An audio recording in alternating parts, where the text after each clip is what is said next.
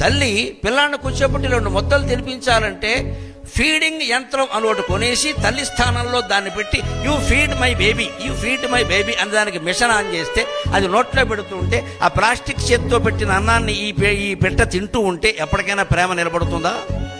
అదే తల్లి ఒళ్ళో కూర్చోబెట్టుకుని ఒక్కో ముద్ద తినిపిస్తూ పిల్ల తిన్నవని మారాన్ చేస్తుంటే ఏదో కథ చెప్తూ పాట పాడుతూ రకరకాలు చేస్తూ డాబా ఎక్కి చందమామను చూపిస్తే ఆ పిల్లకి ఏమనిపిస్తుంది?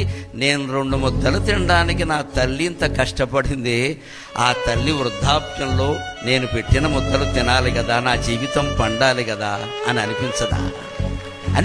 ఖచ్చితంగా. ఈ పని మనం చేస్తే ఆ పని వారు చెయ్యరా?